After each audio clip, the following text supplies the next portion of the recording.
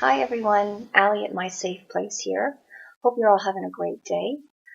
Just wanted to make a video today. It's been a while and I've got a couple of things, a couple of ideas that I wanted to talk about with you today that have been ruminating, and it might turn into two separate videos, so we'll see. Recently I've had some health issues that required me being able to find a brand new doctor. Unfortunately, we've got this issue with doctors, family doctors in British Columbia especially. Our Canadian healthcare system is wonderful, and I'm not complaining about that, but some of the shortcomings are, especially in this province, that I've had 4 different family doctors in 5 years, and you kind of have to, they move on, and sometimes they let you know and sometimes you don't. And the last one I really liked, but she moved, and apparently the clinic was bought out by another clinic and we were never notified, so we didn't even know where our medical charts are. Now, if you've been watching your videos, my videos, you'll know that I have a cancer history. So losing my medical charts or not knowing where they're held is kind of a big deal. Anyway, we did track them down, and I did manage to find another new doctor and go through the whole audition process, do my little song and dance, and hope she takes me on. Anyway, she was fantastic. Loved her. She's originally from Montreal, went to McGill, so we had a lot in common. We could speak French to each other, which is great. And I really connect with her, and I really enjoyed her. And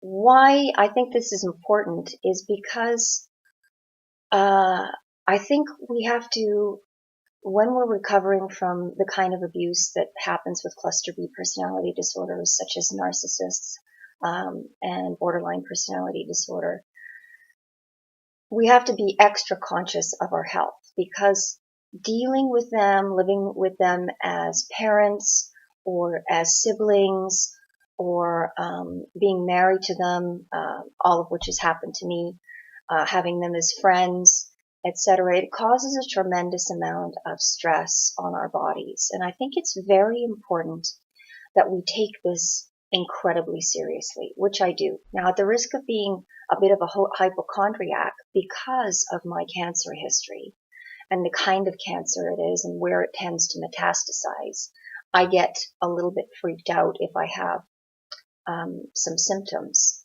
And those symptoms are being looked at and explored, and I'm taking the time and with this brand new doctor who believes me and takes me seriously, that we're gonna look into them properly.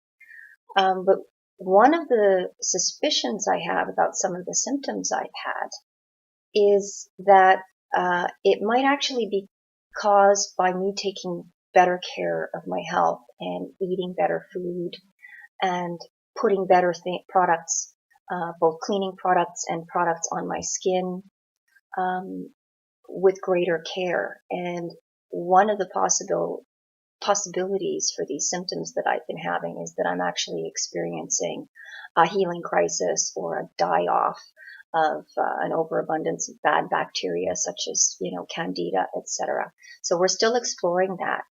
But I think the timing of this is very interesting, and that's the reason I wanted to talk to you guys about it today, is because I think when I look back on this and how long I've been sort of exploring natural skincare as I approach my 50th birthday this coming July, which I'm really excited about, I started to change over and go more natural about 8 months ago, about last August. And so slowly been noticing changes in my diet, making changes in my diet, noticing changes in my skin as I approach menopause, etc., doing different things with makeup when and if I choose to wear it, etc. And it occurred to me around the same time that next month is going to be the 5-year anniversary of me going no contact with my mother and my sister. And it's also going to be the 2-year anniversary of me having no contact with the father of my children, my first husband, because he pursued me pretty relentlessly, almost yearly, taking me to court, having me serve, refusing to make payments, wanting me to sign paper, just the regular stuff that these people do.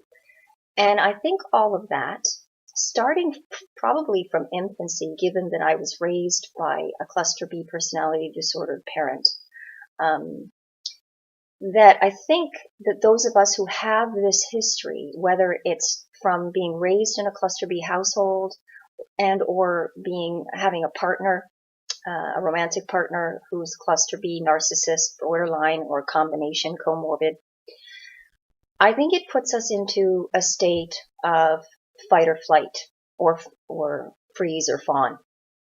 And that state can be incredibly debilitating in terms of our ability to pay attention to what's going on in the rest of the world, in our own lives.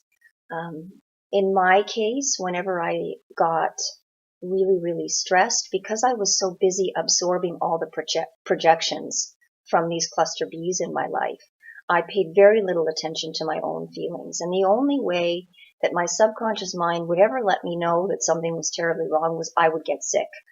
And I had an amazing capacity to create illness in my body to get myself a break. It was my way of saying that's enough. And it was the only time that my cluster B mother would sort of be kind to me. So I could see where there was a payoff to getting sick. And certainly after the cancer diagnosis almost 18 years ago, I did pay more attention to what I was eating and toxic ingredients in the environment.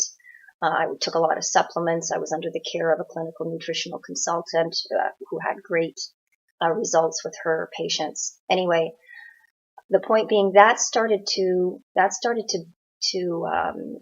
get relegated to the back burner again as I started to deal more and more with what was going on in my marriage.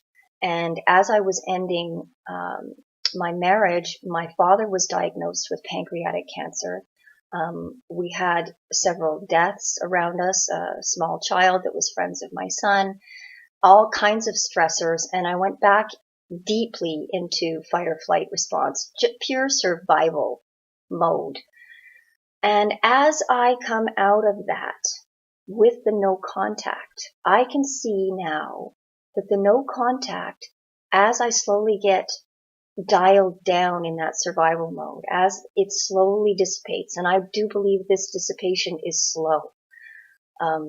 5 years of no contact with mother and sister, 2 years of no contact with ex-husband, and it's only now that I'm recognizing that I am starting to feel better.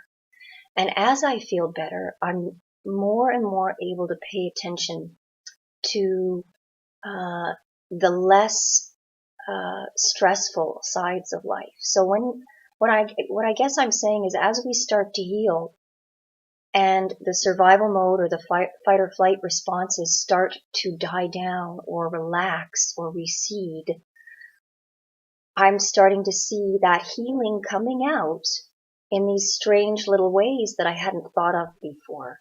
So my ability to focus on things like seemingly superficial things like makeup and skincare and going more natural and paying attention once again to what I'm eating and balancing out what might be going on with me genetically and having a very sensitive nervous system, being a highly sensitive person, being an empath. And it's only in this healing that I've actually had the space and the room to explore those things. And that includes the shamanic healing work and journeying work that I'm doing with my naturopathic doctor, who also happens to be a shaman, a practicing shaman, and has now taken up the mantle of teaching it.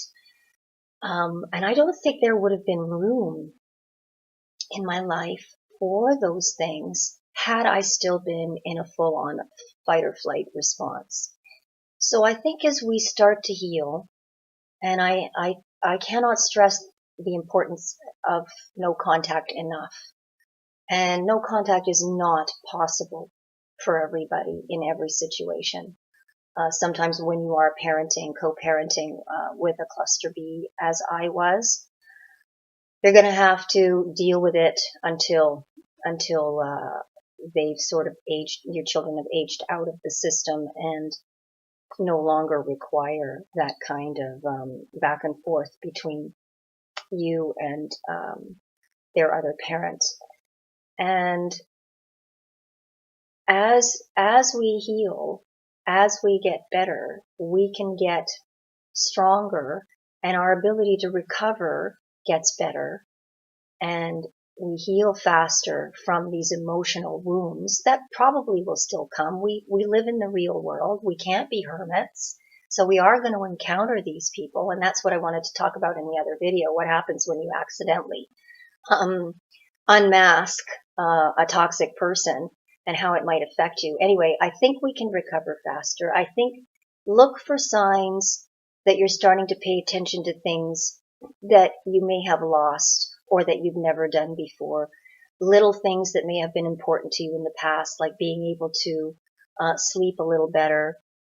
And as you sleep a little better, you might be able to pay attention a little bit more to your what you're eating, excuse me, your diet, and the kind of activities that might bring you pleasure once again might shift. Like I've had some issues around the fact that I was writing for quite a while, and I haven't been writing. And you know what? I'm giving myself permission not to write right now because I'm busy doing these other creative things.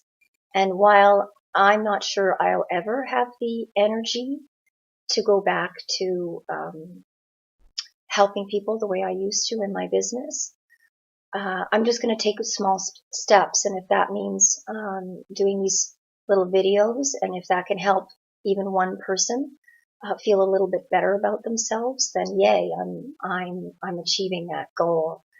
It just might look really different than what it used to. And so I would encourage everybody out there to pay attention to those little things that give you pleasure, to take note of the things that you're starting to be able to pay attention to that you weren't able to pay attention to before. And it's important to give yourself leeway. If you're still really deep within fight or flight response, or survival mode, as I call it, pure survival is about roof over your head and getting enough to eat, and that's about it. When you're in survival mode, you're not really paying attention to those small details, and that's okay. You got to get through it. If you've got to get through it, then do what you've got to do to survive. Once you can get past that, and you can get past it, it does happen. Just because it takes a long time doesn't mean it's not going to happen. So I would encourage you to stick with it. Don't give up on yourself. Rather than feeling like it's not happening soon enough, and trust me, I had those feelings. What the heck is going on? How long is this going to take? Am I always going to be this way? I'm starting to recognize that no, I'm not always going to be that way. I am going to be able to recover. I am going to be able to get better. And here are the tiny signs that I am getting better, because I'm coming out of pure survival mode and starting to look at things that are just a small improvements in my life. Look for those things, those signs that you're paying attention to small improvements in your life. And if you're still in survival mode, then be okay with being in survival mode. We do not have to do everything. The word balance can be misused by people. Well, you don't have the proper balance if you're not able to do this and this and this all at the same time. When you're in survival mode, there is no balance. Survive, get through it, and it will be okay on the other side. I promise. Keep going. It's all right. So that's today's video, or this particular video, and then I'll think about whether or not I'm going to do the second one on accidentally unmasking a toxic person. Have a great day. Stay strong. You can do it, even if you're just in survival mode, okay? There is a light at the end of this tunnel. Take care.